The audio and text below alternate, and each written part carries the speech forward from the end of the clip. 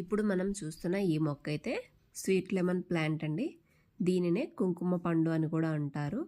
ఈ పండు వచ్చేసి చూడటానికి చిన్నగా ఉంటుంది, కానీ పోషకాలు మాత్రం చాలా ఎక్కువగా ఉంటాయండి.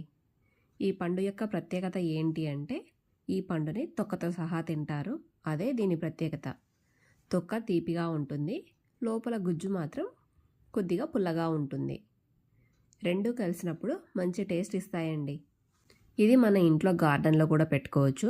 నేనైతే చిన్న వాటర్ క్యాన్లో పెట్టానండి. చాలా బాగా వచ్చాయి చూడండి కాయలైతే.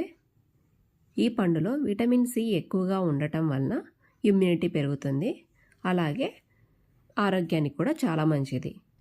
ఇలా బాగా ఆరెంజ్ కలర్లోకి వచ్చిన పండును మాత్రమే కోసుకోవాలి.